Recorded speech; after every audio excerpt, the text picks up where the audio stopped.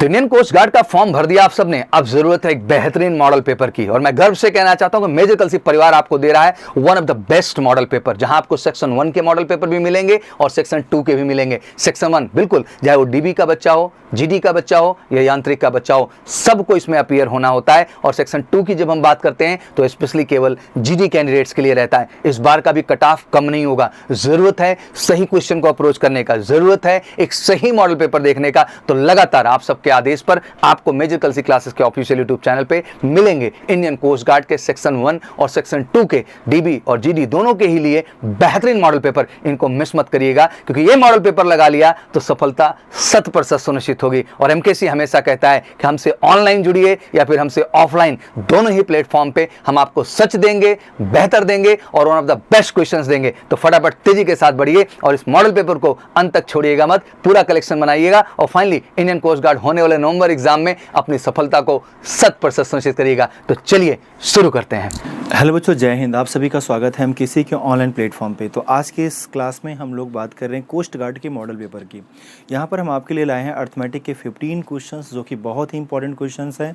ये सारे क्वेश्चंस आप सभी को सॉल्व करने चाहिए। आप अपनी पेन और कॉपी को लेके बैठें, ताकि जितने भी क्वेश्चंस हैं आप खुद से देख पाएँ क्या ये क्वेश्चंस आपसे बन रहे हैं या कितने में से आपने कितने क्वेश्चंस को सही किया। जो हमारे 15 क्वेश्चंस हैं, इनमें से आप कितने क्वेश्चन सही कर पा रहे हैं, इस चीज़ का भी आपको अंदाज़ा लग जाएगा।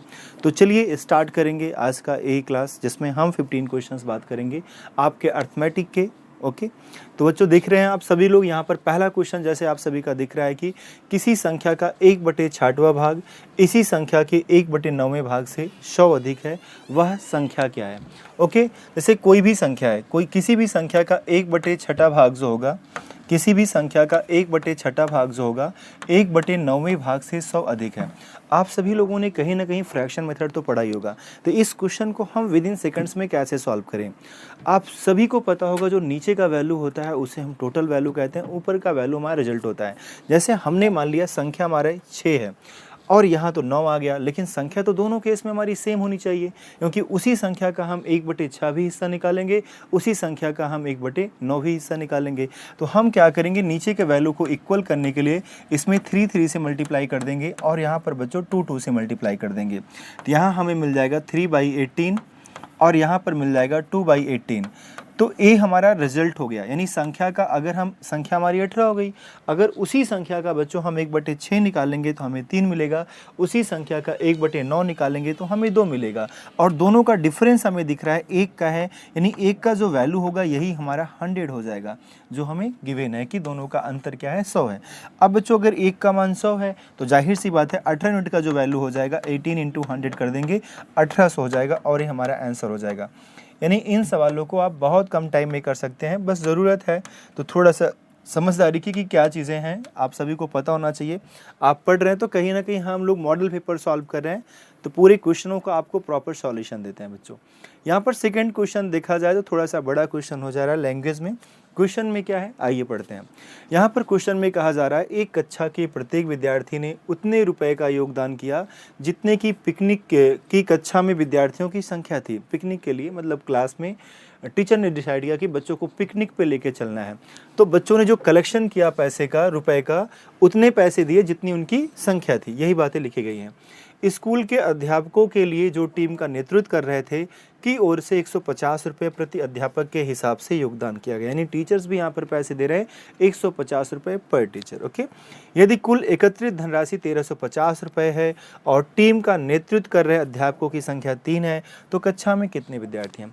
प्यारे बच्चों, यहाँ पर यही कहा जा रहा है कि एक क्लास है जिस क्लास में टीचर ने कहा कि प्यारे बच्चों हम आप सभी को पिकनिक पे लेके चलेंगे, लेकिन उसका पैसा भी आप सभी को देना पड़ेगा, हाँ हमारी तरफ से भी कुछ योगदान होगा। तो टीचर ने कहा जितनी आपकी संख्या है उतनी ही संख्या में, जितनी आपकी संख्या है उतने ही रुपए सभी को देना है। कहने का मतलब मान लीजिए हमारी क्लास में 10 बच्चे हैं, तो हमने 10 बच्चों से कहा कि आप सभी को 10-10 रुपए देने हैं, यानी जितनी संख्या है उतना ही पैसा देना है। 5 बच्चे हैं तो सभी को 5-5 रुपए देने हैं, तो टोटल पैसे 25 आ जाएंगे। आप 5 × 5 करेंगे, तो यानी बच्चों हमें क्या करना है, हमें संख्या तो पता नहीं है, तो हम मान लेंगे बच्चों की संख्या x है और प्रत्येक बच्चे x रुपए देंगे। तो टोटल जो पैसे का कलेक्शन होगा बच्चों के थ्रू वो यक्स स्क्वायर हो जाएगा, यानी कहने का मतलब यक्स इंटू यक्स हो जाएगा। वहीं पर टीचर जो पैसा दे रहे हैं वो 150 रुपये दे रहे हैं, इनकी संख्या 3 है। अगर इनकी संख्या 3 है बच्चों तो 150 गुणे 3 यानी 8 टीचर्स द्वारा जितने भी पैसे मिलेंगे वो पैसे हो जाएंगे, बच्चों का पैसा और टीचर का पैसा, कुल मिला के जो पैसा हो जा रहा है वो हमारा 1350 हो जा रहा है। ओके, हम इसे सॉल्व करेंगे, यक्स स्क्वायर प्लस 450 बराबर 1350। इसी बच्चों सॉल्व किया जाएगा तो X square this equal to क्या हो जाएगा 1350 माइनस 450, यानी यहाँ पर हमें जो वैल्यू मिल जा रहा है वो 900 मिल जा रहा है। हाँ, अगर हम यहाँ से स्क्वायर हटाएंगे तो स्क्वायर रूट लग जाएगा और एक इसका वैल्यू है 30 का, यानी ए जो संख्या होगी बच्चों की वो क्या होगी 30 होगी। अब जैसे एक क्वेश्चन आपके एग्जाम में आ गया और आपको क्वेश्चन पढ़ के लग रहा है कि पता नहीं क्या कह रहा है, कैसे लगेगा क्वेश्चन, नहीं लगा पा रहे हैं, तब भी आप इस क्वेश्चन को लगा सकते थे। कैसे? By option. जब आप सी ऑप्शन पे आते हैं तो आपको पता है कि यहाँ पर 30 बच्चे हैं और प्रत्येक बच्चे उतना ही पैसा देंगे जितनी उनकी संख्या है, तो 30 बच्चों से जो कलेक्शन होगा बच्चों हमारा वो 900 रुपये हो जाएगा। और एक टीचर अगर हमें दे रहा है 150 रुपये तो 3 टीचर देंगे 450 रुपये, जोड़ने के बाद 1350 आ गया, यानी हमारा ए ऑप्शन जो है बच्चों क्या हो जाएगा, करेक्ट हो जाएगा। बातें क्लियर है? तो कभी भी अगर अर्थमेटिक के कोई क्वेश्चन आपके फंस जाते हैं तो बिल्कुल भी आप उसे स्किप मत करिए, बाई ऑप्शन भी करने का ट्राई करिए, आपके क्वेश्चंस लगभग हो जाते हैं। चलिए बच्चों, हम चलेंगे अगले प्रश्न की तरफ। अगर हम अगले प्रश्न की बात करें तो क्वेश्चन नंबर यहाँ पर हमारे पास 3 है।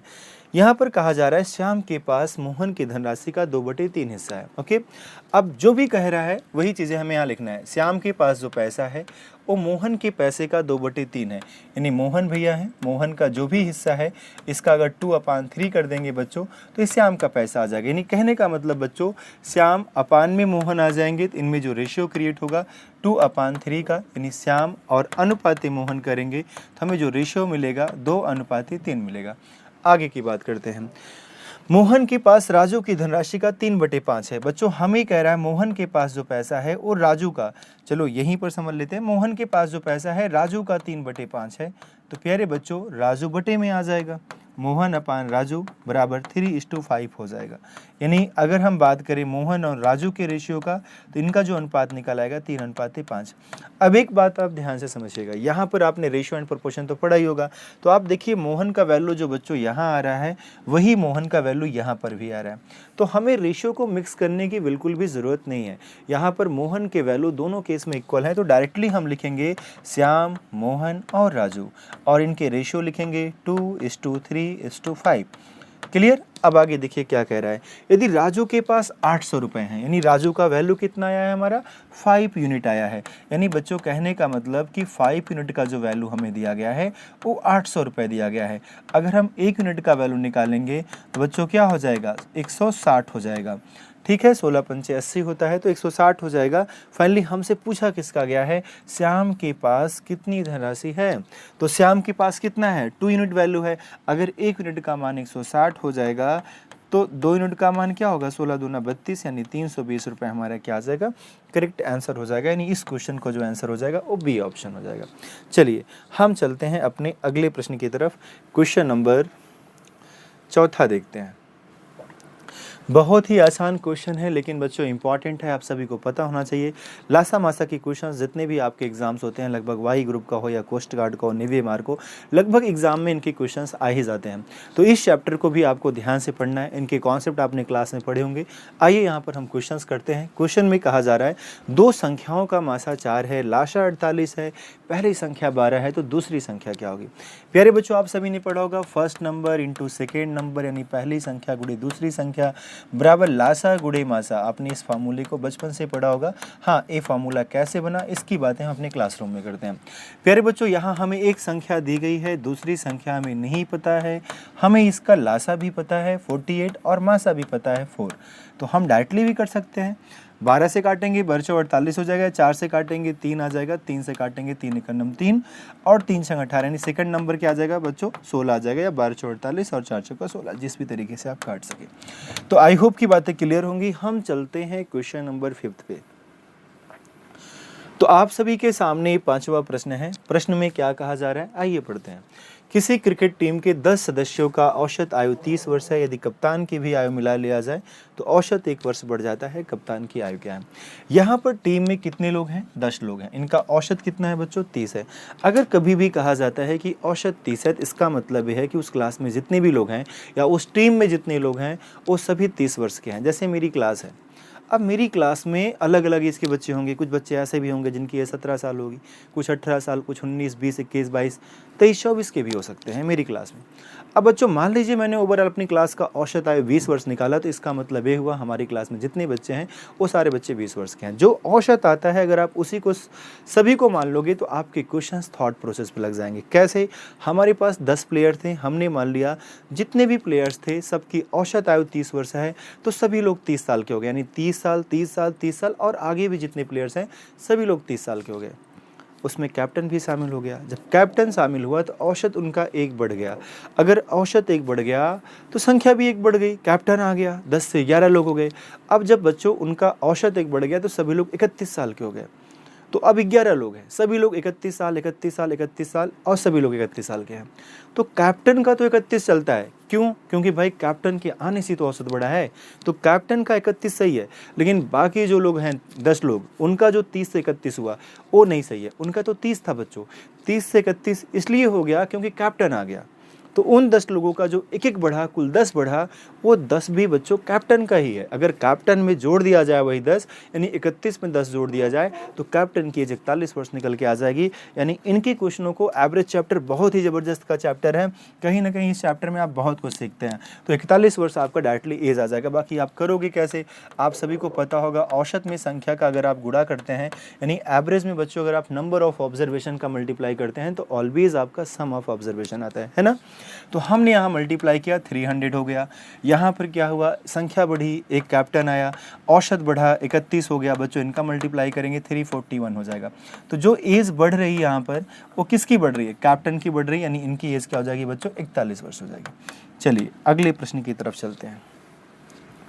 क्वेश्चन नंबर 6 देखते हैं हम लोग। यहाँ पर क्या है, अब देखिए 2 गिलास क्रमशः 1/2 1/3 भाग दूध से भरे हुए हैं। अच्छी बात है। उन्हें पूरी तरह पानी से भर दिया जाता है। दोनों मिश्रण में एक बर्तन में रखा जाता है, तो बर्तन में दूध और पानी का अनुपात क्या होगा?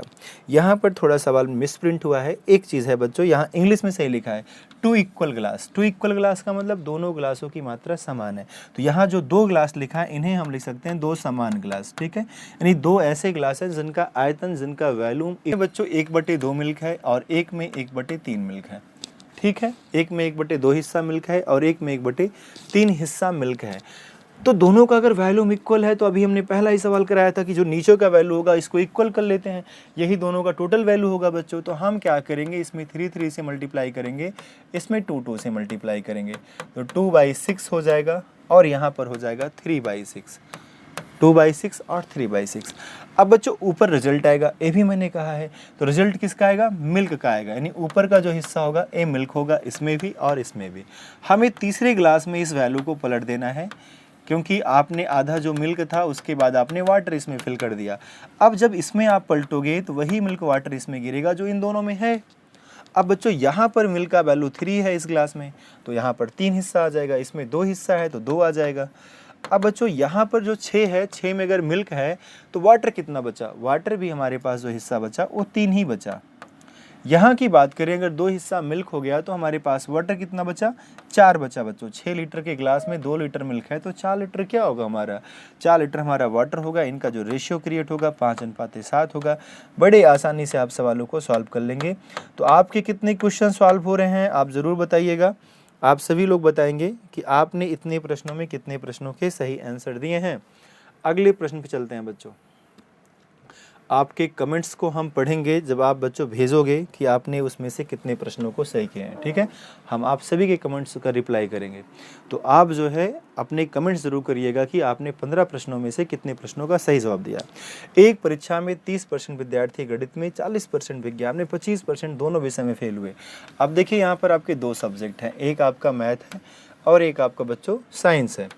यहाँ पर कह रहा है कि 30% गणित में और 40% विज्ञान में, 25% दोनों में फेल हुए। तो 25% बच्चे ऐसे हैं जो दोनों में फेल हुए हैं। अब अगर बच्चों 30% गणित में फेल हुए हैं तो इसका मतलब 5% बच्चे ऐसे होंगे जो केवल गणित में फेल होंगे। जो केवल गणित में फेल होंगे उनकी संख्या सिर्फ 5% होगी। वहीं पर जैसे कह रहा है कि 40% बच्चों साइंस में फेल हैं, तो 25% तो दोनों में कॉमन है, तो ओनली साइंस में फेल होने वाले बच्चों की संख्या सिर्फ 15% होगी। अब अगर हम टोटल वैल्यू को जोड़ें तो 25 और 5 30 हो जाएगा बच्चों, 30 और 15 45, यानी 45% बच्चे ऐसे हैं जो यहाँ पर फेल हैं। संख्या इनकी जो होती है टोटल 100 होती है। अगर बच्चों संख्या 100% होती है, 45% लोग फेल हैं, तो 55% लोग क्या होंगे, पास होंगे। इनकी संख्या 220 दिया है। 1% का मान निकालोगे बच्चों 4 आ जाएगा, 100% का मान निकालेंगे बच्चों 400 आ जाएगा। तो बातें क्लियर है, हमारा आंसर क्या हो गया, 400 हो गया। इनकी संख्या कितनी है, 400। ओके, चलिए चलते हैं हम अपने अगले प्रश्न की तरफ। प्रश्न संख्या 8वां देखते हैं। 33 मीटर कपड़ा बेचने पर एक व्यक्ति को 11 मीटर कपड़े के विक्रय मूल्य के बराबर लाभ होता है। कह रहा है कि लाभ परसेंट क्या होगा। आप 33 मीटर कपड़ा बेचते हैं, आप 1 मीटर कपड़े का विक्रय मूल्य 1 रुपया मान लें, तो 33 मीटर कपड़े का विक्रय मूल्य 33 रुपया हो जाएगा। एक व्यक्ति को 11 मीटर कपड़े के विक्रय मूल्य के बराबर लाभ होता है, क्योंकि आपने बच्चों क्या माना है कि 1 मीटर कपड़े का जो मूल्य है वो 1 रुपया है, तो 33 मीटर कपड़े का विक्रय मूल्य 33 हो गया और 11 मीटर कपड़े का विक्रय मूल्य 11 हो गया, और जो 11 मीटर कपड़े का विक्रय मूल्य होगा वही आपका प्रॉफिट होगा। अगर भाई 33 रुपये में बेच के 11 रुपये आप कमा ले रहे हैं, तो इसका मतलब आपने खरीदा कितने में होगा, आपने खरीदा होगा 22 में।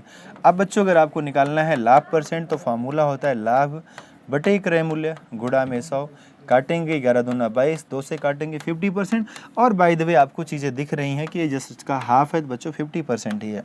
तो ज़रूरी नहीं होता कि हर सवाल को लगाया है एग्जाम में। अगर कोई चीज़ें हमें दिख रही हैं साफ साफ, तो डायरेक्टली आंसर करके आगे भी बढ़ा जा सकता है। एक व्यक्ति के पास 2000 रुपये थे, उसने इसका 1/5% वार्षिक साधारण ब्याज पर शेष 4% वार्षिक साधारण ब्याज की दर पर उधार दिया। 1 वर्ष पश्चात वह 92 रुपये लाभ प्राप्त करता है, उसके द्वारा 5% पर दी गई राशि क्या है।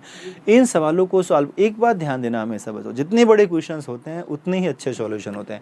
इस सवाल को सॉल्व करने का अलॉट ऑफ मेथड्स हैं, लेकिन उनमें से जो one of the best method है, जो कॉमन मेथड है, जो हम अदर चैप्टर्स में भी यूज करते हैं, उनकी चर्चा कर लेते हैं।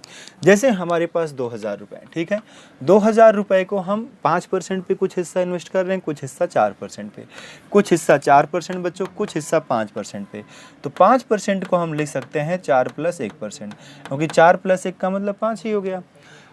अब इसी पैसे को अगर हम बच्चों आपसे कह दें कि 5 पे ना हम इन्वेस्ट करें, हम अगर पूरे 2000 रुपये को सिर्फ 4% पे ही इन्वेस्ट कर दें, तो आप बताइए 4% के हिसाब से हमें कितना रुपये ब्याज मिलता, 80 रुपये ब्याज मिलता। लेकिन इस सवाल में हमें ब्याज कितना दिया गया है, 92 रुपये दिया गया है, तो हमें यहाँ ब्याज के रूप में 12 रुपये ज़्यादा दिया गया है। और किसका वैल्यू है, 1% का, जो हमारा बढ़ रहा है। अगर 1% ना बढ़ता तो 12 रुपये हमारा एक्स्ट्रा नहीं बढ़ता। ठीक है, 100% का मान निकालेंगे बच्चों, 100 से गुणा कर देंगे, तो हमने जो 5% पे इन्वेस्ट किया है वो 1200 रुपये इन्वेस्ट किया है। अगर 4% पे पूछता तो 1200 हटा देते हैं यहाँ से, बच जाता बच्चा अपना 800। क्लियर है। चलिए अगले सवाल पे चलते हैं। अगला सवाल है हम लोग का क्वेश्चन नंबर 10। अजय और विमल, यहाँ पर कह रहा है बच्चों, अजय और विमल किसी कार्य को 16 दिन में करते हैं। अजय अकेला इस कार्य को 24 दिन में करते हैं, तो विमल अकेला कितने दिन में करेंगे। इनका एलसीएम कितना हो जाएगा, 48, 16 तियाँ 48, 24 दूना 48। अजय की इफिशियंसी अकेले 2 है, अजय का विमल के साथ इफिशियंसी बच्चों 3 है। अगर यहाँ पर अजय का 2 है, क्योंकि अगर हमारी इफिशियंसी किसी के साथ 2 है तो हर एक इंसान के साथ 2 होगा। अगर मैं अकेला भी वर्क करूँगा तब भी मैं 2 ही काम कर पाऊँगा, है कि नहीं, क्योंकि मेरी इफिशियंसी ही वही है। तो बच्चा विमल की इफिशियंसी 1 होगी, एक दिन में 1 काम करेगा, तो 48 काम को करेगा विमल 48 दिन में, यानी 48 डेज हमारा क्या हो जाएगा बच्चों, आंसर हो जाएगा। चलिए अगले सवाल पर चलते हैं हम लोग। क्वेश्चन नंबर 11 की बात करते हैं। समान गति से चलते हुए एक ट्रेन जा रही है, ठीक है, एक लंबे प्लेटफॉर्म को, एक लंबा प्लेटफॉर्म है, कितना इसका डिस्टेंस भी दिया गया 110 मीटर। इसको पार करने में बच्चों समय ले रही है 10 सेकंड। वहीं पर कह रहा है कि और एक टेलीग्राफ पोस्ट को पार करने में समय लेता है 5 सेकंड। इसको लगा 5 सेकंड, इसको लगा 10 सेकंड। ट्रेन की चाल क्या होगी, मीटर पर सेकंड में बताना भी है। अब बच्चों अगर इस ग्राफ को, टेलीग्राफ पोस्ट को पार करने में 5 सेकंड लगा, तो ट्रेन अगर किसी खंबे को पार करती है तो सिर्फ कुछ खुद की दूरी को पार करती है। अगर वो प्लेटफॉर्म को पार करती है तो खुद की दूरी और प्लेटफॉर्म की दूरी दोनों को पार करती है। तो खुद की दूरी को पार करने में लगा 5 सेकंड, लेकिन 110 मीटर लंबे प्लेटफॉर्म को पार करने में लगा 10 सेकंड। तो यहाँ पर इसको 5 सेकंड एक्स्ट्रा लग गया। 5 सेकंड एक्स्ट्रा इसलिए लग गया क्योंकि इसका डिस्टेंस था 110। अगर 110 ज़्यादा ना होता तो बच्चों यहाँ भी उतना ही समय लगा था जितना यहाँ पर लगा। यानी हम कह सकते हैं जो ट्रेन है 110 मीटर जा रही है बच्चों 5 सेकंड में, यानी इसकी जो चाल हो जाएगी 5 दूना 10, 5 दूना 10, 22 मीटर पर सेकंड इसकी क्या हो जाएगी, चाल हो जाएगी। हमारा ए ऑप्शन क्या हो जाएगा, इसका करेक्ट ऑप्शन हो जाएगा। क्वेश्चन नंबर 12 की बात कर लेंगे। एक त्रिभुज की भुजाएं हैं 1:2, 1/2 बटे में 1/3, 1/4। तो इनकी भुजाओं का रेशियो निकालेंगे बच्चों। 12 एलसीएम हो जाएगा, 2 छंग 12, 3 चौका 12, 4 तिहाई 12। इनका जो रेशियो आ जाएगा भुजाओं का 6, 4 और 3 आ जाएगा। त्रिभुज का परिमाप 52 दिया गया है। परिमाप का मतलब होता है टोटल डिस्टेंस। अगर हम जोड़ें 6, 4, 10, 3, 13, यानी 13 यूनिट का जो वैल्यू बच्चों हमें दिया गया वो 52 दिया गया है। अगर हम 1 यूनिट का वैल्यू निकालेंगे यहाँ से तो 1 यूनिट का जो वैल्यू आ जाएगा 4 आ जाएगा। सबसे छोटी भुजा हमारी क्या है, 3 है, 3 यूनिट है। 3 का 4 में मल्टीप्लाई करेंगे 12 सेंटीमीटर आ जाएगा और ये हमारा क्या हो जाएगा, आंसर हो जाएगा। क्वेश्चन नंबर 13 की बात कर लेते हैं हम लोग। 13 देखेंगे बच्चों तो यहाँ एक त्रिभुज है हमारे पास, समबाहु त्रिभुज है। इनकी सारी भुजाएं कितना दिया गया है, 6 दिया गया है। कह रहा है कि इनके किनारों को काटकर एक समखष्टभुज बनाया गया है, यानी इक्वल काटना है। तो जाहिर सी बात है 2, 2 और 2 अगर हम बराबर काटेंगे तो हमारी साइड्स कितनी हो जाएंगी, 2 हो जाएंगी। अभी हमारा खष्टभुज बन गया। कह रहा है इस खष्टभुज का क्षेत्रफल क्या होगा। अगर प्यारे बच्चों पूरे ट्रायंगल के एरिया में से हम इन तीनों छोटो ट्रायंगलों का अगर एरिया घटा देंगे तो किसका आएगा, खष्टभुज का आ जाएगा। और समबाहु त्रिभुज का क्षेत्रफल क्या होता है, √3/4 भुजा स्क्वायर। भुजा हमारे बड़े ट्रायंगल की कितनी है, 6 है। तो डायरेक्टली हम 6 × 6 कर देते हैं ताकि कैलकुलेशन में आसानी रहे, या 36 भी ले सकते हैं। इनटू छोटे वाले की बात करेंगे बच्चा 3/4। इनकी भुजा 2 है तो 2 × 2 करेंगे, लेकिन एक किसी एक ट्रायंगल का आया है। यहाँ पर ऐसे 3 ट्रायंगल है तो 3 से गुणा कर देंगे तो तीनों ट्रायंगलों का माना जाएगा। तो 4 से 4 कैंसिल हो गया, 2 दूना 4, 2 तिहाई 6, 2 तिहाई 6 और 3 तरक का 9 करड़ी में 3 और बच्चों 3 करड़ी में 3। तो हमारा वैल्यू कितना आ गया, 6 करड़ी में 3। यहाँ पर आंसर क्या हो जाएगा, ए ऑप्शन हमारा करेक्ट आंसर हो जाएगा। चलिए क्वेश्चन अगला बात करते हैं बच्चों। यहाँ पर है ये हमारा एक इक्वेशन है, हमसे इसका मान पूछ रहा है। अगर इसी इक्वेशन में बच्चों हम x से डिवाइड कर दें। देखो सवाल ऐसा नहीं है कि बहुत आसान है, सवाल आपके लेवल के हैं बच्चों। जो आपका एग्जाम होता है आपके लेवल के क्वेश्चंस हैं। अब यही क्वेश्चन जब आप पहले ट्राई करेंगे वीडियो को रोक के तो आपको थोड़ा बहुत सोचना पड़ेगा। और अगर आप डायरेक्टली सॉल्यूशन देख लेते हैं तो आपको लगता है ये बड़ा आसान है, क्योंकि आप डायरेक्टली सॉल्यूशन देख लिए। तो आप क्वेश्चन को पहले खुद से करने का कोशिश करो, क्योंकि यही सॉल्यूशन, यही आपके क्वेश्चंस के लेवल आपके एग्जाम को टच करते हैं। हम किस एग्ज़ाम की तैयारी कर रहे हैं बहुत मैटर कर जाता है। और अगर हम उसी को फोकस कर लें, उसी के मैटर्स को अगर हम पढ़ लें तो हमारा एग्जाम क्लियर बड़े आराम से हो जाएगा बच्चों। तो मेनली यही है, इन्हीं चीज़ों को समझने की ज़रूरत है। तो एक x से एक x कैंसिल हो जाएगा, यहाँ बचेगा x -3 + 1/x = 0। तो बच्चों x + 1/x का जो वैल्यू आ जाएगा, -3 इधर जाएगा, +3 हो जाएगा, यानी हमारा आंसर क्या हो जाएगा, डी ऑप्शन हो जाएगा। चलिए लास्ट क्वेश्चन देखते हैं बच्चों, 15 नंबर। यहाँ पर एक क्वेश्चन है आपका, सेम पैटर्न पे वर्क करना है। अगर हम सभी में x से भाग कर दें, जितने भी वैल्यू हैं यहाँ पर बच्चों, सब में अगर हम x से भाग कर दें तो हमें क्या मिलेगा, एक x कटेगा, x² मिलेगा, प्लस यहाँ पर 1/x² हो जाएगा। बटे में आएंगे, एक x कैंसिल होगा, एक x बचेगा, माइनस कैंसिल होगा, -1 आएगा, प्लस 1/x आएगा। बच्चों आप सभी को पता होगा इसका शॉर्टकट फॉर्म होता है a² - 2, और यहाँ पर तो आपका x + 1/x -1 हो ही गया है।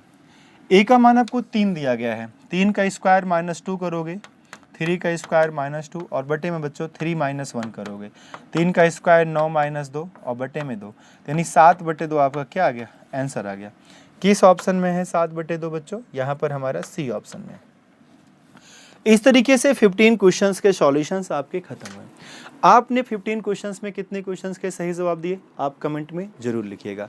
हमें आपके कमेंट का वेट रहेगा और हम आप सभी के कमेंट को पढ़ेंगे और आप सभी को रिप्लाई करेंगे। तो बच्चों आज के लिए इतना ही, थैंक यू एंड जय हिंद। हेलो बच्चों, जय हिंद। आप सभी का स्वागत है MKC के ऑनलाइन प्लेटफॉर्म पे। आज के इस क्लास में हम लोग बात करेंगे कोस्ट गार्ड के मॉडल पेपर की।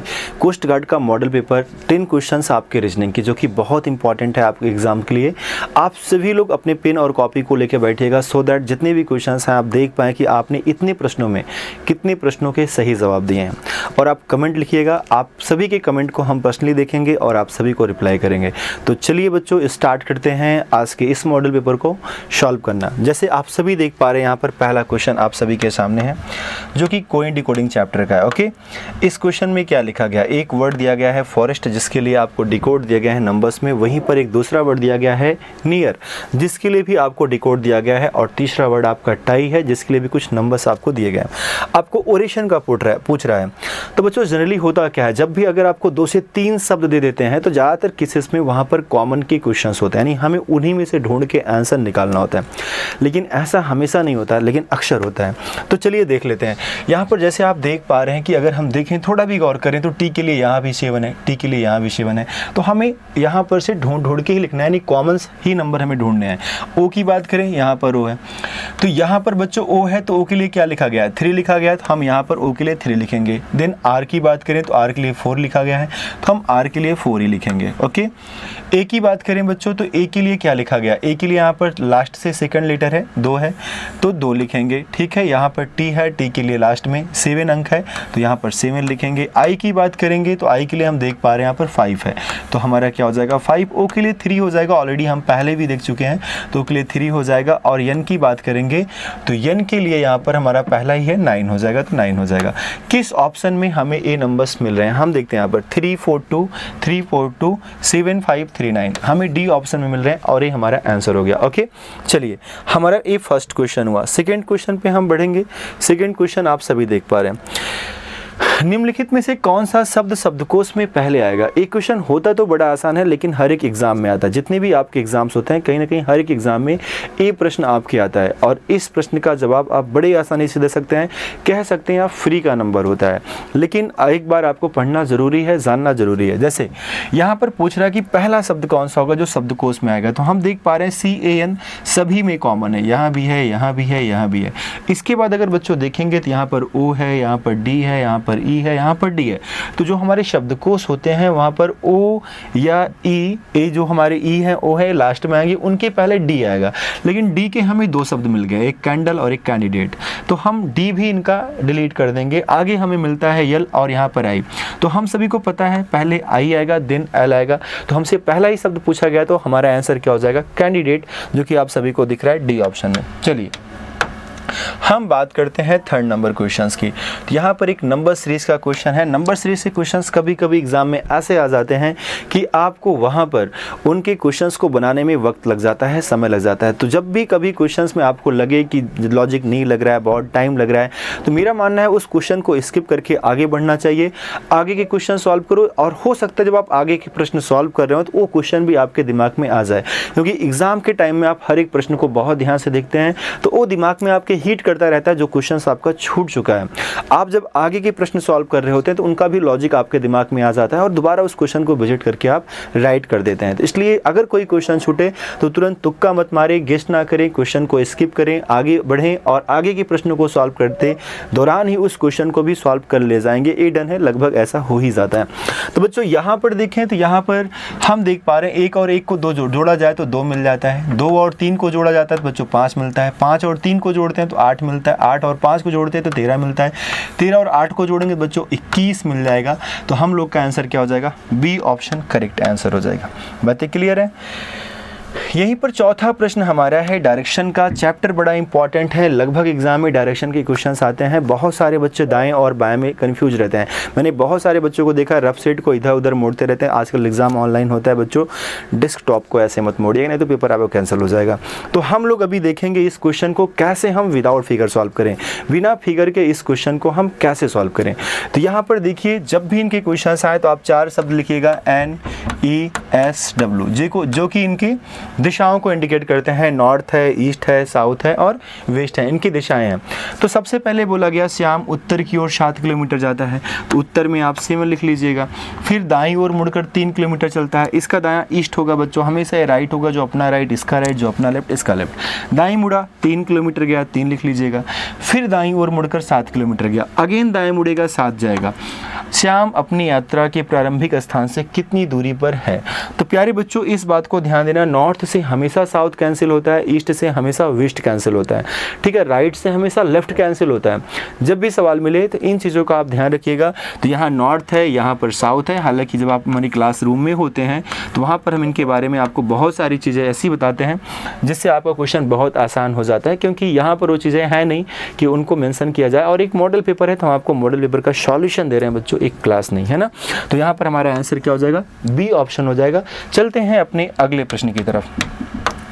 अगला प्रश्न जो कि हम लोग का यहाँ पर 5वां प्रश्न है, आप सभी के सामने है और ये सिटिंग अरेंजमेंट का क्वेश्चन है। सिटिंग अरेंजमेंट अपने आप में एक बहुत ही इंपॉर्टेंट चैप्टर है। इनके क्वेश्चंस हमारे एग्जाम में आते हैं और ये बहुत इंपॉर्टेंट चैप्टर है। आप देख पा रहे हैं एक मित्र एक वृत्ताकार, यहाँ पर मित्र बच्चों 6 मित्र हैं, ठीक है, 6 मित्र एक वृत्ताकार घेरे में केंद्र की ओर मुँह करके ताश खेल रहे हैं। तो कभी भी आप सर्कल मत बनाइएगा, आप कुछ इस तरीके का फिगर बनाइएगा। इससे ही क्लियर हो जाता है कि 6 मित्र हैं, इनके प्लेसेस कन्फर्म रहते हैं। बच्चों क्लॉकवाइज जो होता है आपका हमेशा ये राइट होता है, ये राइट डायरेक्शन होता है। सॉरी, क्लॉकवाइज बच्चों ऑलवेज आपका लेफ्ट होता है, एंटी क्लॉकवाइज आपका क्या होगा, हाँ, एक कब होता है जब अगर हमारा केंद्र के बाहर मुख होता है तो ये हमारा राइट होता है, लेकिन सेंटर की तरफ मुख है तो हमारा लेफ्ट हो जाएगा और ये हमारा राइट हो जाएगा। अगर केंद्र के बाहर की तरफ मुख होता है तो ये चीज़ें चेंज हो जाती हैं, ठीक है। और याद करने वाली चीज़ नहीं है बच्चों। देखो मेरा सेंटर की तरफ मुख है तो मेरा राइट हैंड है तो ये राइट हो जाएगा, ये मेरा लेफ्ट है तो लेफ्ट हो जाएगा, जाहिर सी बात है। अब वही बाहर होता तो बच्चों बाहर है तो ये मेरा राइट हो गया ना क्लॉकवाइज, ये मेरा लेफ्ट हो गया। तो एक कॉमन सेंस की बातें हैं, इनको याद करने की जरूरत बिल्कुल भी नहीं है। बस अगर आपको ध्यान रखेंगे तो चीज़ें हो जाएंगी। देखते हैं यहाँ पर कह रहा है सुभाष प्रमोद के दाईं ओर है। सुभाष कहाँ है, प्रमोद के दाईं ओर। तो सवाल का शुरुआत आप कहीं से भी कर सकते हैं। जैसे हमने यहाँ सुभाष को बैठाया, यहाँ हम प्रमोद को बैठा दिए, तो इसका मतलब हो गया सुभाष कहाँ है, प्रमोद के दाईं ओर है, बिकॉज ये इनका दायां हो गया। आगे देखते हैं उमेश और सुरेश के बीच में एक व्यक्ति है। तो उमेश और सुरेश बच्चों यहाँ पर तो भी कहीं कोई कॉमन है नहीं, तो हम इस चीज़ को क्या करेंगे, इस लाइन को होल्ड रखेंगे आगे के लिए, सो दैट हमें मिटाना ना पड़े, क्वेश्चन को वन टाइम में बनाए और क्लियर बन जाए, ठीक है। आगे बढ़ते हैं। यहाँ पर कहा गया सुभाष और उमेश के बीच में प्रवीण है। तो सुभाष बैठे हुए हैं, उमेश को अगर बच्चों हम यहाँ पर बैठा देंगे, क्योंकि उमेश इधर नहीं बैठ पाएंगे क्योंकि बीच में प्रमोद आ जाएंगे, जबकि सुभाष और उमेश के बीच में प्रवीण आने चाहिए। तो यहाँ पर हमने प्रवीण को बैठा दिया। क्लियर है। आगे देखते हैं। अब कहा जा रहा है बच्चों सुभाष उमेश के बीच में प्रवीण है। इसके ऊपर की लाइन जिसको हमने होल्ड कर रखा था, अब उस लाइन को हम लोग पढ़ सकते हैं। वहां पर कह रहा है कि उमेश और सुरेश के बीच में एक व्यक्ति है। उमेश और सुरेश, तो उमेश यहाँ पर है। अगर हम सुरेश भैया को यहाँ बैठा देंगे तो उमेश और सुरेश के बीच में कितने लोग आ जाएंगे, एक व्यक्ति आ जाएंगे, ठीक है। आगे बढ़ते हैं। आगे जैसे हम बढ़ेंगे तो यहाँ लिखा है प्रवीण आलोक के बाईं ओर दूसरे स्थान पे है। प्रवीण कहाँ है, आलोक के बाईं ओर है और सेकंड प्लेस पे है। तो बच्चों हमारे पास एक ही तो प्लेस बच रहा है, तो यहाँ पर हमने आलोक भैया को बैठा दिया, क्योंकि अब प्रवीण क्या हो गए, आलोक के दाईं ओर, आलोक के बाईं ओर बच्चों दूसरा हो गया। प्रवीण आलोक के बाईं ओर दूसरा हो गया, प्रवीण आलोक के बाईं ओर दूसरे स्थान पे, तो पहला स्थान और दूसरा स्थान हो गया।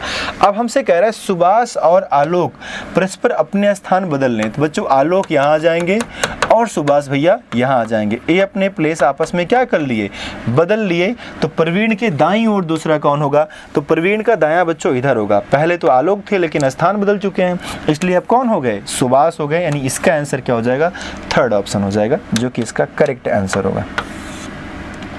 प्यारे बच्चों यहाँ पर क्वेश्चन नंबर 6 आता है। इनके भी क्वेश्चंस एग्जाम में बहुत आते हैं।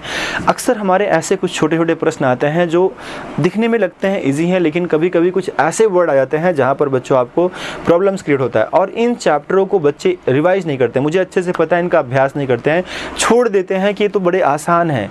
लेकिन यहीं पर आपके नंबर्स भी कम हो जाते हैं, क्योंकि इनके क्वेश्चन जब एग्जाम में आते हैं और वहाँ आप अभ्यास किए नहीं है, आपके जो डिफिकल्ट चैप्टर हैं आपने उन पर वर्क कर रखा है, तो उनके क्वेश्चन आपके नहीं छूटेंगे। जो आपके आसान क्वेश्चंस हैं जिनको आपने अभ्यास नहीं किया है, उनके छूटने के चांसेस आपके ज़्यादा हो जाते हैं। तो खास तौर पे जब भी पेपर दें, इन प्रश्नों का भी अभ्यास करके अच्छे से जाएं, सो दैट इनके भी क्वेश्चंस को आप बेहतर तरीके से करके आएँ। ऐसे बहुत सारे वर्ड्स, ऐसे बहुत सारे क्वेश्चंस मिल जाएंगे आपको, जहाँ पर आपको इन चैप्टरों में भी बहुत सारी प्रॉब्लम्स क्रिएट हो सकती है। शब्दों का नॉलेज होना बहुत ज़रूरी है। जब हम चैप्टर्स पढ़ते हैं, तरह तरह के एक्सरसाइज सॉल्व करते हैं, तो वो चीज़ें हम अच्छे से कवर कर पाते हैं। क्वेश्चन हमारे पास क्या है बच्चों, दुर्घटना है, डॉक्टर हैं, पुलिस हैं, न्यायाधीश हैं, वकील हैं। तो सबसे पहले किसी व्यक्ति की दुर्घटना होती है, फिर वो डॉक्टर के पास पहुंचता है, वहाँ पर पुलिस आती है क्वेरी करने के लिए, फिर वो वकील हायर करता है और फिर न्यायाधीश के पास जाते हैं। तो बच्चों सबसे इनका सीक्वेंस ऐसे बन जा रहा है, ठीक है, 1 3 और 5, 1 3 5 और 4 और 2। किस ऑप्शन में बच्चों? बी ऑप्शन में हमारा करेक्ट आंसर हो जाएगा। क्लियर? चलिए अगले प्रश्न पे चलते हैं। क्वेश्चन नंबर 7वां है। एक क्वेश्चन ऑर्डर सीक्वेंस का है। ये भी क्वेश्चन बड़ा ही इंपॉर्टेंट है। क्वेश्चन में क्या कहा जा रहा है बच्चों, देख लो। यहाँ पर कहा जा रहा है कि लड़कों की एक पंक्ति में श्रीनाथ बाएं से 7वें स्थान पे हैं, वेंकट दाएं से 12वें स्थान पे अपने स्थान बदल लेते हैं, श्रीनाथ बाएं से 22वें स्थान पे हो जाते हैं। पंक्ति में कुल कितने लड़के हैं? सवाल बहुत ही इंपॉर्टेंट है। ऐसे क्वेश्चंस भी आपके ऑर्डर सीक्वेंस से लगभग एग्जाम में पूछे गए हैं, कई बार पूछे गए हैं। तो इन प्रश्नों का खास तौर पर ध्यान रखिएगा। जैसे भी क्वेश्चन हैं इन प्रश्नों का खास तौर पर ध्यान रखिएगा। देखो बच्चों, रीजनिंग भी इतनी आसान नहीं है। अगर इतनी ही आसान होती तो लोग पूरे में पूरा नंबर क्यों नहीं ला पाते हैं? सभी लोग नहीं ला पाते ना, बहुत कम बच्चों के होते हैं। तो ये भी आसान नहीं है, बस हम इसे आसान समझ लेते हैं, लेकिन एग्ज़ाम में यही आपका सबसे ज़्यादा समय लेता है। रीजनिंग में आपको टाइम अर्थमेटिक से भी ज़्यादा लग जाते हैं, क्योंकि इनके क्वेश्चंस अगर फंस गए तो आप उसमें लॉजिक लगाते रहते हैं। मैथ में क्या है, कॉन्सेप्ट क्लियर है तो क्वेश्चन का आंसर तुरंत आता है ना। चलो देखते हैं। लड़कों की एक पंक्ति में श्रीनाथ बाएं से 7वां है। बच्चों श्रीनाथ का जो प्लेस होगा, श्रीनाथ बाएं से 7वें स्थान पे है, ठीक है। ये हमारा जो लेफ्ट, इसका लेफ्ट, हमारा जो राइट बच्चों इसका राइट। तो वेंकट का प्लेस दाएं से 12वां है। वेंकट भैया बाएं से बैठे हैं, दाएं से बैठे हैं 12वें स्थान पे, ठीक है, अच्छा है। आपस में अपना स्थान बदल लिए, वेंकट यहाँ आ गए, श्रीनाथ यहाँ आ गए।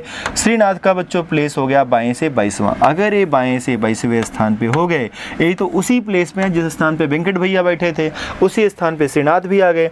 तो बच्चों अब जो वेंकट के पीछे रहे होंगे वही श्रीनाथ के आगे हो जाएंगे। तो वेंकट के पीछे रहे होंगे 11 लोग, वही श्रीनाथ के आगे हो जाएंगे 11 लोग। तो भैया 22 और 11 मिला के कितने हो गए? 33 लोग हो गए। इस पंक्ति में कुल 33 लोग बैठे हैं, यानी संख्या कितनी हो जाएगी इनकी? 33 हो जाएगी। ओके बच्चों, आई होप कि आप सभी को क्वेश्चंस अच्छे लग रहे होंगे। आप सभी इन प्रश्नों को बनाइएगा और इनके आंसर भी दीजिएगा, इनके आंसर्स क्या हैं। प्यारे बच्चों देखो यहाँ पर क्या क्या है, प्रोफेसर हैं, पोस्ट ग्रेजुएट हैं, नौकरी पेशा वाले व्यक्ति हैं, ठीक है।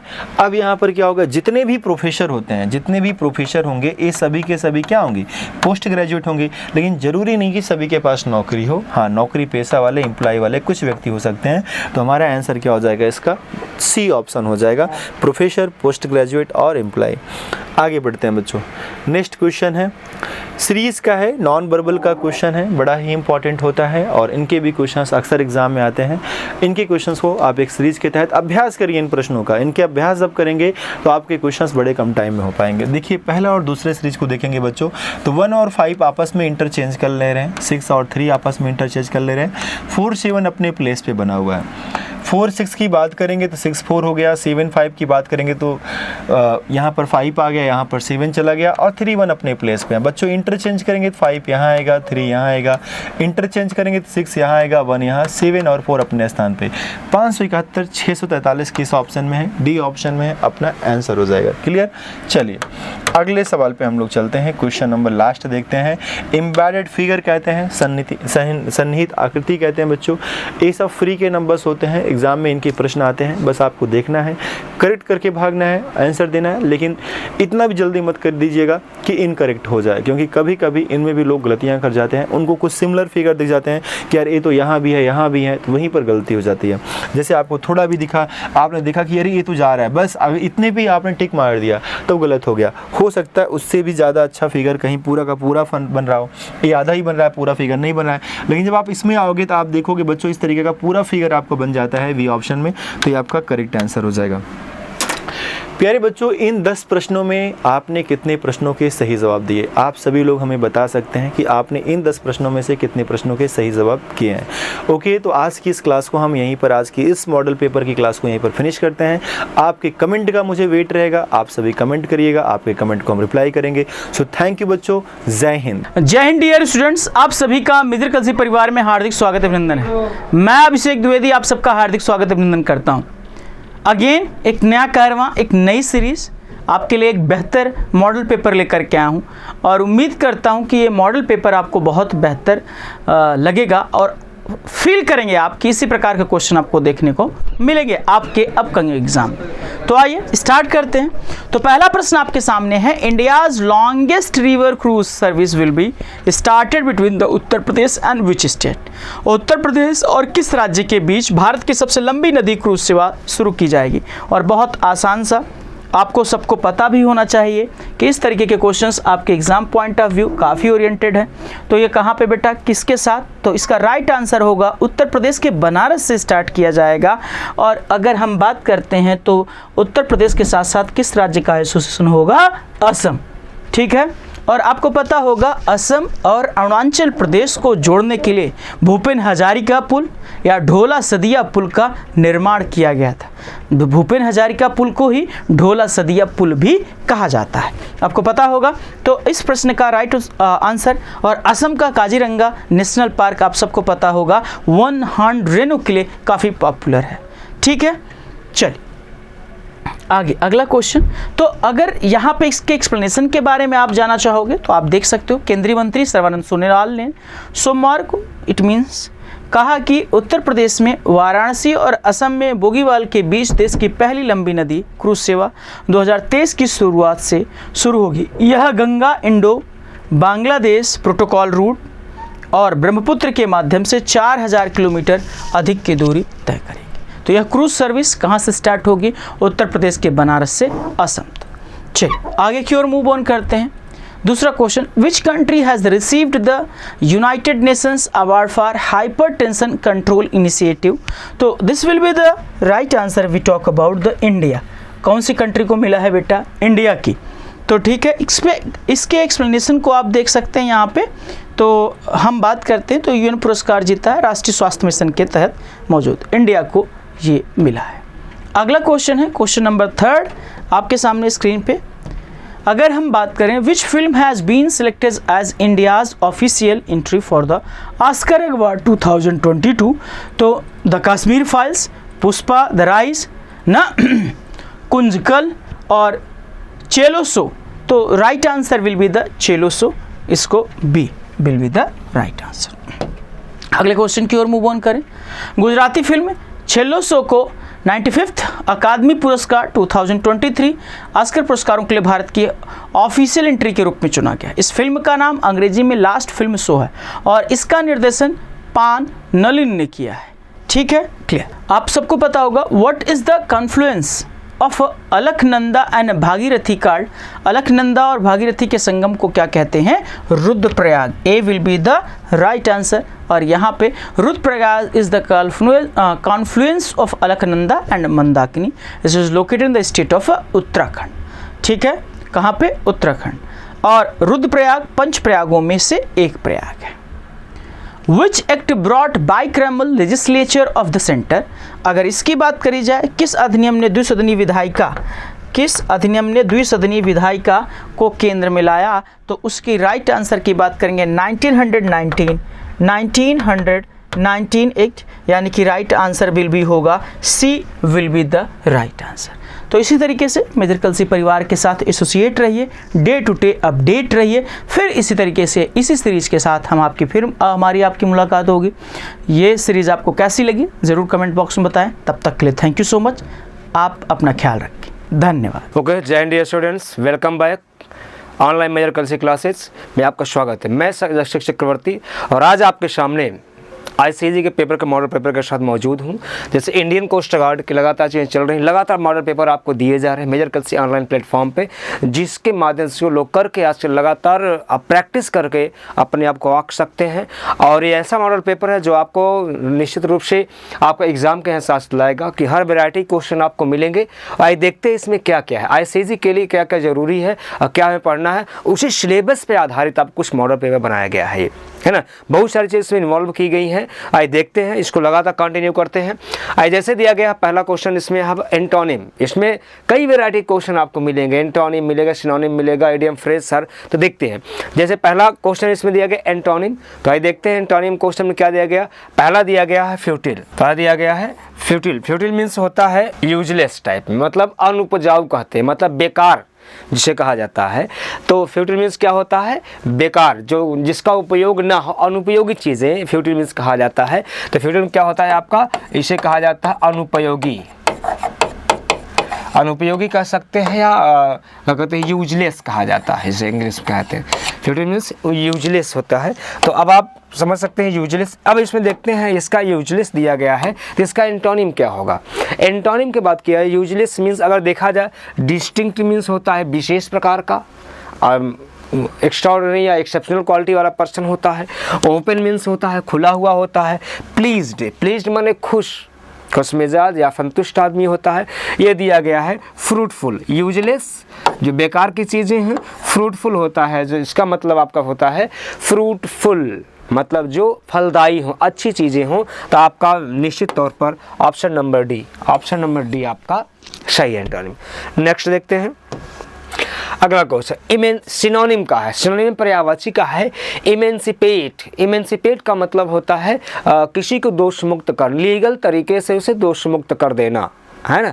तो इमेंसिपेट, इमेंसिपेट का सिनोनिम देखते हैं। इमेंसिपेट में दोष मुक्त करना लीगल तरीके से, अर्थात लेफ्ट, लेफ्ट माने छोड़ना होता है, राइज माने उठना होता है, रेज मीन्स उठाना होता है, लिबरेट, लिबरेट मीन्स आज़ाद कर देना होता है। इट मीन्स हमारा लिबरेट ही आपका क्या होगा? सही ऑप्शन होगा। आज़ाद कर देना, किसी को मुक्त कर देना, ये होता है लिबरेट। आइए नेक्स्ट देखते हैं डियर स्टूडेंट्स। अगला सेक्शन आपका है वन वर्ड का। वन वर्ड का होता क्या है? कोई एक सेंटेंस दिया होता है, उसके स्थान पे आपको एक वर्ड का इस्तेमाल करना पड़ता है। वन वर्ड सब्स्टिट्यूशन जिसे कहते हैं हम आप लोग, है ना। और जैसे कि दिया गया है तीसरा question, a record of one, किसी आदमी का record, a record of one's own life, अपने जीवन का record, written by oneself, अपने द्वारा लिखा गया हो, तो उसे क्या कहते हैं? हिंदी में देखा जाता है आत्मकथा कहा जाता है। तो यहाँ लिखा गया क्या? हिस्ट्री, हिस्ट्री होगा नहीं आपका। बायोग्राफी, बायोग्राफी माने होता है जीवनी, बायोग्राफी क्या होता है? ये आपका होता है बायोग्राफी मीन्स होता है जीवनी। जीवनी का मतलब ये होता है किसी दूसरे व्यक्ति द्वारा लिखा गया हो, आपका जीवन पर से कोई दूसरा व्यक्ति आपके बारे में लिखा हो, आपके जीवन के बारे में वो जीवनी कहा जाता है ना। ये हो गया आपका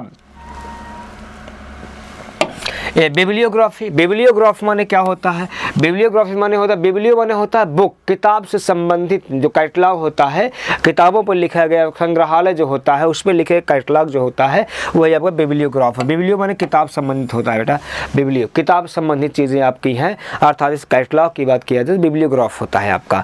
ये आपका होगा ऑटोबायोग्राफी। ऑटोबायोग्राफी में ऑटो माने होता है स्वयं, बायोग्राफी में जीवनी, स्वयं से लिखा गया जीवनी, स्वयं से लिखा गया जीवन परिचय अर्थात आत्मकथा, अर्थात आपका ऑप्शन डी नंबर सही है। ऑप्शन नंबर डी आपका दिस इज करेक्ट आंसर। आइए देखते हैं नेक्स्ट। अगला है आपका, अगला सेक्शन आपका होता है पीकी वायरस। पीकी वायरस में क्या करना पड़ता है ध्यान समझिएगा। पीकी वायरस जो आपकी कैटेगरी में जो आता है दो तरीके का, लेकिन नॉर्मली जो आपको आता है ये ध्यान देंगे, आपका आता है वर्ड अरेंजमेंट या सेंटेंस अरेंजमेंट आता है। वर्ड अरेंजमेंट, वर्ड अरेंजमेंट में क्या होता है? आपको एक सेंटेंस बनाना पड़ता है, इन सब को अरेंज कर क्या बनाना पड़ता है? सेंटेंस बनाना पड़ता है। और सेंटेंस बनाने के लिए हम आप जानते हैं बेसिक चीज़ पर ध्यान देंगे आप, तो subject plus helping verb plus main verb plus object की बात करते हैं। यह इतनी चीज़ें हमें बेसिक ज़रूरत पड़ती है सेंटेंस बनाने के लिए। हम ऐसा क्यों कह रहे हैं आपके सामने, इतना बेसिक बात क्यों लेके चल रहा है? क्योंकि इसी सारा चीज़ आपको सेंटेंस अरेंजमेंट आपका सॉल्व होगा आपका पीकी वायरस। देखिए सब्जेक्ट का मतलब यहाँ आपके पास नाउन या प्रोनाउन होना चाहिए, ऑब्जेक्ट का मतलब भी आपको नाउन या प्रोनाउन होना चाहिए, सिंपल सी बात। इसका मतलब ये है कि सेंटेंस की शुरुआत होगी, पीकी वायरस जो दिए गए हैं सेंटेंस शुरुआत होगी वो किससे शुरुआत होगी? कहीं न कहीं से इसमें दिए गए किसी न किसी नाउन या प्रोनाउन पार्ट से शुरुआत होगी, है ना। समझ में आया? नाउन। अब देखिए क्या ये नाउन है? नहीं, ये नाउन नहीं, इससे शुरुआत नहीं हो सकता। टू नाउन है या प्रोनाउन नहीं शुरुआत हो सकता। बिटवीन भी प्रीपोजिशन है, शुरुआत ये नहीं हो सकता। ही प्रोनाउन है आपका, अर्थात आपका सेंटेंस यस से शुरू होगा, यस से शुरू होगा अर्थात डी नंबर नहीं होगा। हमारे पास तीन ऑप्शन हैं, है ना, यस से शुरू करने वाले हमारे पास तीन ऑप्शन हैं। अब देखते आगे एक वर्ड और चेक कर लेते हैं। अब देखिए यहाँ लिखा गया बिटवीन टू फेमस टीम्स। देखिए would miss a very interesting game, very interesting game to be played between, अर्थात क्यू के बाद आर आएगा। एक चीज़ आपका और सेट हो गया, क्यू के बाद आर यस से शुरू होगा, क्यू के बाद आर आएगा। अब चेक कर लीजिए किस में आपका आ रहा है।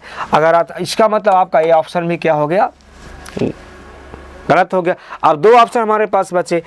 अब शुरुआत यस के बाद आएगा क्या, अर्थात he said that those who would not accompany him would miss a very interesting match, अर्थात आपका बनेगा बेटा यस के बाद पी आएगा, यस के बाद पी, अर्थात सेंटेंस आपका दो यस के बाद पी। सी ऑप्शन क्या है, सही है आपका। Option number C is correct option. That's clear. तो आपका ये सी ऑप्शन बहुत सिंपल आप अरेंज कर सकते हैं। भाई शुरुआत हमने यस से किया, अब इधर would not accompany with him, would ये आपका हो जाएगा would miss a very interesting match played between, Q के बाद आर था, played between two famous teams. Okay, आइए देखते हैं नेक्स्ट। अगला दिया गया वॉइस का क्वेश्चन है। वॉइस के क्वेश्चन संबंधित है, ध्यान देंगे आप वॉइस के क्वेश्चन को, बहुत इंटरेस्टिंग क्वेश्चन वॉइस का क्वेश्चन आता है। इसमें कहा गया we saw her singing at her work. ध्यान समझिएगा, यहाँ दो चीज़ें आपको कंफ्यूज कर सकती हैं, यहाँ प्रॉब्लम डाल सकती है। जैसे वी सा हर, या तो हर कह दीजिए, या तो we saw her singing, we saw her singing. अब ध्यान देने वाले, कभी कभी कुछ बच्चे यहाँ गलती ये कर देते हैं कि इस पूरे पार्ट को क्या कर लेते हैं, ऑब्जेक्ट बना देते हैं। इस पूरे पार्ट को क्या करते हैं, ऑब्जेक्ट बना देते हैं। लेकिन ध्यान समझिए, वी सा हर सिंगिंग, जैसे हम कहते हैं ना कि ही सा हर फादर, है ना, तो इस तरीके से आप ये सोच सकते हैं वी सा हर सिंगिंग, ये पूरा ऑब्जेक्ट हो। लेकिन ध्यान देंगे कि ये जो सिंगिंग है, ये जो एक्टिविटी है, इसे आप देख नहीं सकते। ये जो एक्टिविटी है, अगर लिसन होता तो हम कह सकते हैं हाँ वी लिसन हर सिंगिंग, बात क्लियर। लेकिन वी सा हर सिंगिंग गलत है, अर्थात वी सा केवल यहाँ पर क्या होगा आपका, यहाँ पर होगा हमने उसे देखा। वी सा हर, हमने उसे देखा, सिंगिंग गाना गाते हुए एट वर्क, अपने वर्किंग प्लेस पर, काम पर। कुछ लोग होते हैं काम के टाइम में गुनगुनाते रहते हैं, गाना गाते रहते हैं, वैसे ये भी है। तो अब देखिए इसका मतलब आपका क्या है, ये ऑब्जेक्ट हो गया, ये क्या हो गया आपका सब्जेक्ट हो गया। तो बहुत आसान तरीके से इसे आप क्लियर कर सकते हैं। अब ऑब्जेक्ट पैसिव वॉइस में क्या होता है, ऑब्जेक्ट को सब्जेक्ट बनाते हैं। आइए देखते हैं।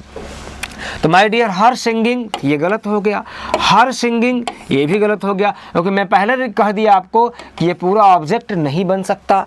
तो अर्थात हर सिंगिंग गलत। बचा हमारे पास दो ऑप्शन, है ना, अर्थात सी वाज सीन, उसे देखा गया, है ना, बीइंग संग, ये गलत हो जाएगा, बीइंग संग नहीं, सी वाज सीन, उसे देखा गया क्या करते हुए, singing at home at her work, उसे देखा गया गाना गाते हुए। अर्थात इसमें परिवर्तन जो यहाँ पर भी इसको पैसिव वॉइस कर दिया गया है, ये पैसिव वॉइस नहीं बना जाएगा, है ना। जैसे कह दिया जाए he give me a book to read, ध्यान समझिए, तो क्या हो जाएगा, I was given a book to read, ये हो जाएगा, ध्यान से, टू रीड। अब यहाँ देखिए इसका पैसिव वॉइस नहीं बदला, क्योंकि ये सब्जेक्ट जो है काम करने, एक्टिव है, ये सब्जेक्ट काम ही कर सकता है। लेकिन अगर यही होता, अगर आपका a book was given to me to read, ये भी हो सकता है ना, या a book was given to me to be read, पढ़ी जाने के लिए भी आपका इसके यहाँ भी कर सकते हैं, टू बी रेड। अर्थात यहाँ पर नॉन लिविंग और ऑब्जेक्ट है तो पैसिव वॉइस बदला जाता है, लेकिन यहाँ नॉन लिविंग नहीं है, इसलिए आपका एक्टिव, और ऑप्शन नंबर डी आपका इज करेक्ट ऑप्शन। आइए नेक्स्ट पार्ट को देखते हैं। अगला पार्ट आपका है नरेशन। नरेशन देखिए, ध्यान समझिए। नरेशन इसे हम कहते हैं direct and indirect.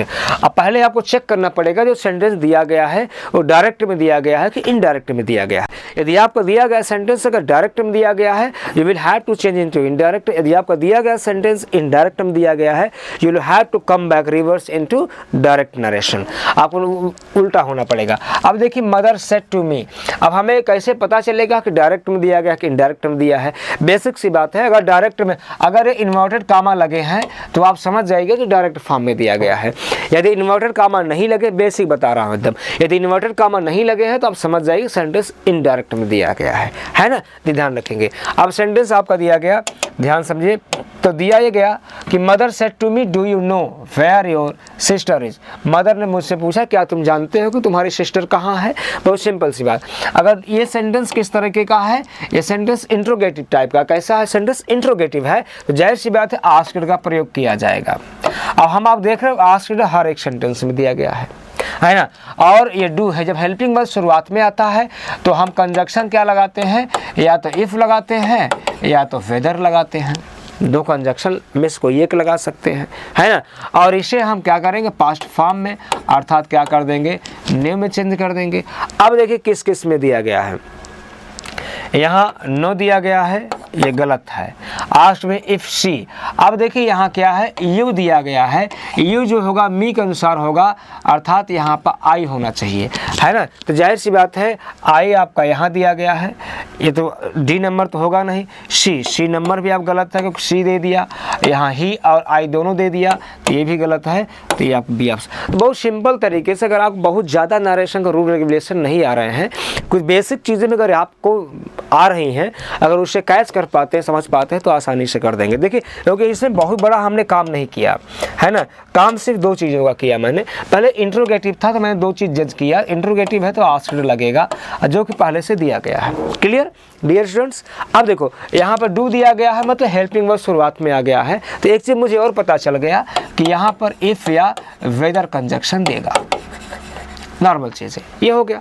If weather conjunction देगा। अब यू क्या है? प्रोनाउन और सेकंड पर्सन है जो मी के अनुसार बदला जाएगा, तो यहाँ क्या हो जाएगा? आई। सब्जेक्टिव है तो आई हो जाएगा, है ना। और आई होगा तो यहाँ क्या होगा? माई हो जाएगा। दो चीज़ें चेक कर लीजिए। तो आइए हम दो चीज़ों पर चेक कर लेते हैं। आस्क्ड लगभग सब में दिया गया है ना। इफ़ आई डिड की जरूरत नहीं है, यहाँ आप देखा जाए तो नहीं होना चाहिए, तो डी नंबर तो होगा नहीं डियर, है ना। इफ़ सी दे दिया, सी भी नहीं होगा, है ना। पहला इफ़ ही आई दोनों दे दिया, ये भी नहीं होगा, अर्थात इफ़ वेदर दिया आई दिया, अर्थात ये आपका सही है। वेरी सिंपल, है ना। थोड़ा सा ध्यान देंगे तो बहुत आसान तरीके से आप इसे कर सकते हैं। आइए नेक्स्ट ऑप्शन देखते हैं। दूसरा तरीका स्पॉटिंग एरर, बहुत इंपॉर्टेंट पार्ट होता है आपका स्पॉटिंग एरर, जिसे बहुत आसान जो ग्रामेटिकल बेस होता है, यदि आप चाहते इसे पूरा कर सकते हैं। बहुत हार्ड क्वेश्चन नहीं, बहुत कहते हैं मॉडरेट टाइप के क्वेश्चन आते हैं, स्टैंडर्ड लेवल क्वेश्चन। अब देखते हैं बहुत इजी तरीके से, अब देखा जाए समझते हैं हाई का स्पॉटिंग एरर। स्पॉटिंग एरर में ये होता है आपको चार पार्ट दिया होता है, ABCD में डिवाइड रहता है सेंटेंस, है ना। जिस पार्ट में ग्रामेटिकल एरर आपको लगता है उस पार्ट को आपको अपने आंसर की में टिक करना पड़ता है। अगर आपका सेंटेंस एरर नहीं है तो आप डी नंबर, जो नो एरर पार्ट दिया गया है, आप अपने आंसर की में आप डी नंबर को टिक करके आते हैं, है ना। आइए देख लेते हैं। He is the only boy, he is the only boy in the village who, he is the only boy in the village who can solve this Rydal. Rydal mean होता है पहेली, होता है क्या होता है? पजल्स जिसे कहते हैं, पहेली होता है। अब देखिए दो तीन चीज़ें हैं, देखने को तो बड़ा अच्छा लग रहा है, सही लग रहा है। बॉय के हिसाब से देखा जाए तो हु लगाया गया है, और ये रिलेटिव प्रोनाउन है, बताया भी जाता है। जब ह्यूमन बीइंग होता है तो हु लगाते हैं, नॉन लिविंग या एनिमल होता है तो विच लगाते हैं, स्टेटमेंट होता है तो हम रिलेटिव प्रोनाउन दैट का प्रयोग करते हैं। लेकिन इसमें कुछ कभी शर्तें दी जाती हैं कि जैसे सच आ जाए, सच आ जाए, सेम आ जाए, नन आ जाए, वनली आ जाए। अगर ऐसे वर्ड आते हैं तो रिलेटिव प्रोनाउन जो आपका होता है वो दैट का प्रयोग करते हैं, अर्थात आपकी प्रॉब्लम यहाँ है बेटा, अर्थात बी ऑप्शन आपका क्या होगा? अर्थात इसका बी ऑप्शन करेक्ट होगा। बी नंबर में प्रॉब्लम है, इसलिए बी नंबर को आप टिक कर सकते हैं। चलिए नेक्स्ट, अगला आपका स्पॉटिंग एरर का ही क्वेश्चन। देखते हैं, दिया गया the whole block of flats including 2 shops was destroyed in fire. कहा गया कि whole block of flats including 2 shops. अब हमको देखने में क्या लग रहा है कि हमें कई ऑब्जेक्ट यहाँ नज़र आ रहे हैं सेंटेंस में, हमें कई ऑब्जेक्ट नज़र आ रहे हैं। होल ब्लॉक ऑफ फ्लैट्स, अगर हमको अनुभव नहीं होगा तो हम गलती कर देंगे सेंटेंस, जो कि भाई सेंटेंस बहुत ईजी, लेकिन अनुभव नहीं होगा तो हम थोड़ा सा प्रैक्टिस नहीं होगा तो हम गलत भी कर सकते हैं। तो होल ब्लॉक ऑफ फ्लैट्स दिया गया है ना, और इंक्लूडिंग 2 शॉप्स, साथ साथ में 2 दुकानें भी हैं। तो ऐसा लगता है, it is seems that there is more objects, more than 1 object, means it is seems it is like a plural number nouns. तो ऐसा लगता है कि यहाँ प्लूरल नंबर नाउन का खेल है ना, ऐसा प्रतीत होता है, क्योंकि पूरा होल ब्लॉक है, 2 दुकानें भी हैं, अर्थात कुछ न कुछ ज़्यादा ऑब्जेक्ट हमें दिखाई दे रहे हैं, more than 1। So we can seen here this sentence includes a plural number noun. ऐसा लगता है कि सेंटेंस से प्लूरल नंबर नाउन का उपयोग किया गया है, लेकिन ध्यान देंगे इसमें कुछ शर्तें होती हैं। जैसे आपका आता है कुछ कंजक्शन होते हैं, जैसे as well as, including, excluding, including excluding होता है, या आपका होता है नॉट ओनली बट आल्सो होता है, नॉट ओनली बट आल्सो हो जाता है आपका, या आपका along with हो जाता है, along with होता है, टुगेदर with होता है, with होता है। ये कंजक्शन ऐसे आते हैं अगर इस कंजक्शन से कोई नाउन जुड़ा हुआ है, कोई नाउन, जैसे कह दिया जाए, अगर कह दिया जाए ही along with his friends, वो अपने मित्रों के साथ, ऐसा लग रहा है कि वह एक प्राणी यहाँ है और उसके मित्र हैं जो क्या है, कहीं ना कहीं प्लूरल में है। कैसे है? प्लूरल है ना, लग रहा है कि वह भी है, उसके मित्र भी हैं।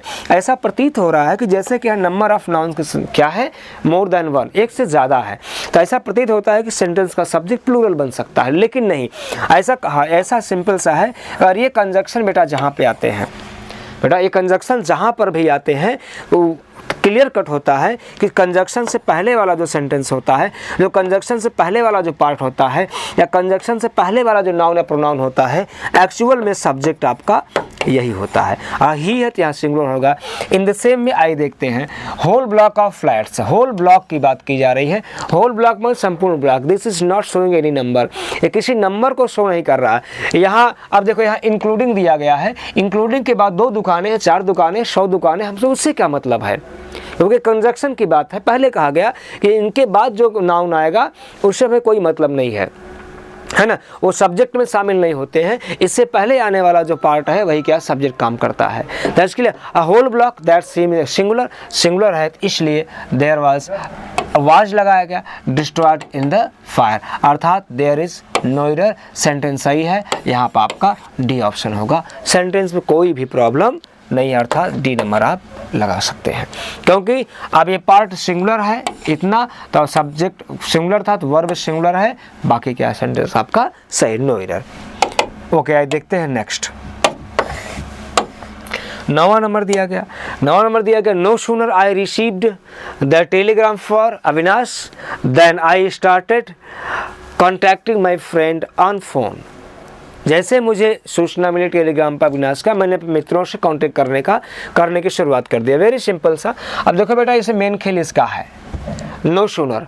अगर ये सेंटेंस के प्रारंभ में अगर नो सूनर अगर ये वर्ड आ गया, अगर नो सूनर आ गया तो यहाँ पर हम क्या इस्तेमाल करते हैं, रूल ऑफ इन्वर्जन का इस्तेमाल करते हैं। Rule of inversion, rule of inversion मतलब ये होता है हेल्पिंग वर्ब को हम सब्जेक्ट से पहले इस्तेमाल कर देते हैं। रूल ऑफ इन्वर्जन मतलब हेल्पिंग वर्ब से पहले सब्जेक्ट है, अर्थात नो सूनर दे दिया तो प्रॉब्लम यहाँ है, ये पास्ट इंडेफिनिट है, यहाँ होना चाहिए did I receive,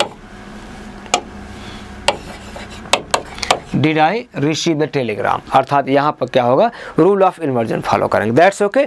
it means option number A part में क्या है आपकी प्रॉब्लम है, ए ऑप्शन को आप चुनेंगे यहाँ पर। नेक्स्ट देखते हैं अगला पार्ट देखा एडीएम फ्रेज का है, एडीएम्स का है।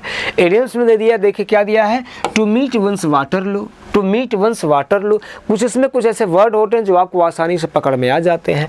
वाटरलू क्या है, एक आते हैं बैटलफील्ड है। वाटरलू क्या है, एक बैटलफील्ड है जहाँ पर अंतिम बार नेपोलियन बोनापार्ट पराजित हुआ था, है ना। ये अर्थात अपने, अब यहाँ कहा उसी से एडियंस बनाया गया कि आप भी अपने वाटरलू से मिल गए, अर्थात आपकी भी अंतिम पराजय हो गई, आपकी अंतिम पराजय, अर्थात to meet one's final defeat, अर्थात ऑप्शन नंबर डी क्या है आपका सही है, करेक्ट ऑप्शन होगा। थोड़ा सा दिमाग लगाएंगे तो आसानी से कर जाएंगे आप एडियम फ्रेज। फिर देखिए फिलर्स आ गए आपके, फिलिंग द ब्लैंक्स दिए गए हैं, बहुत शानदार क्वेश्चन होते हैं। He works very to achieve success. देखो हमारे पास ऑप्शन है हार्डली, हार्डी, लेटली।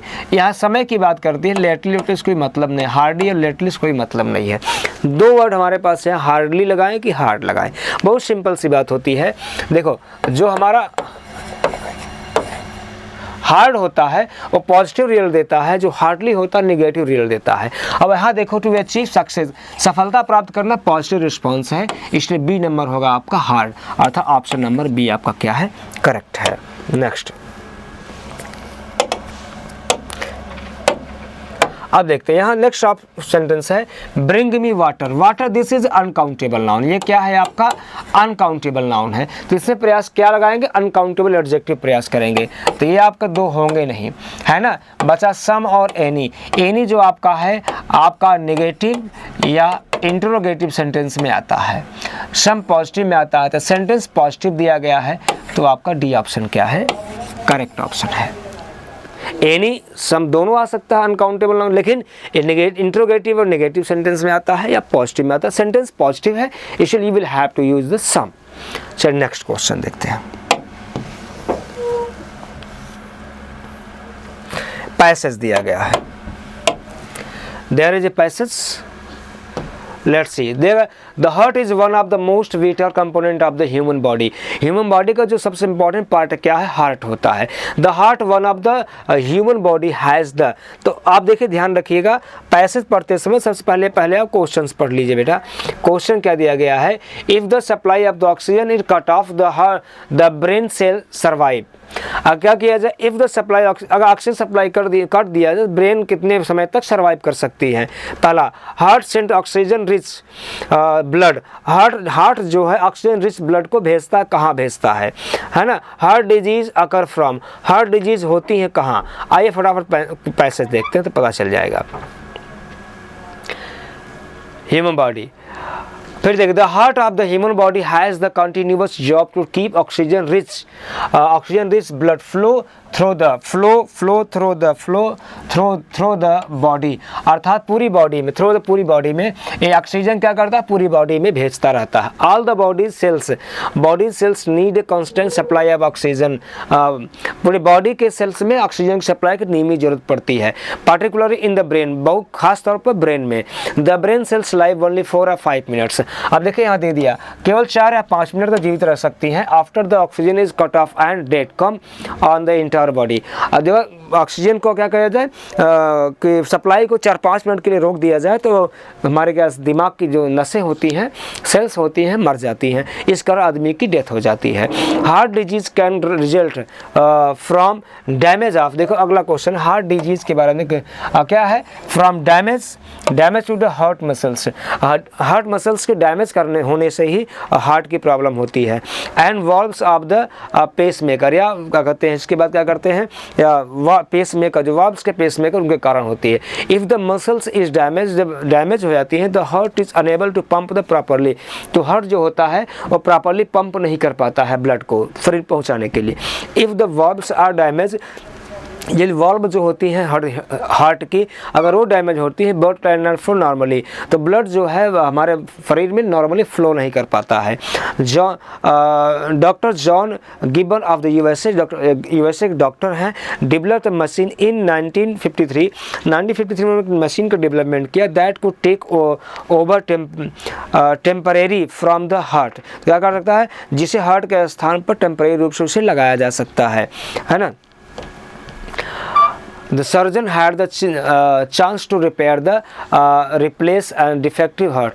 तो उसमें एक चांस सर्जन ने क्या बताया कि चांस है कि जो डिफेक्टेड हार्ट है उसे रिप्लेस करके नया किया जा सकता है उसके स्थान पर, है ना। Many patients have had the plastic valves instead of the heart.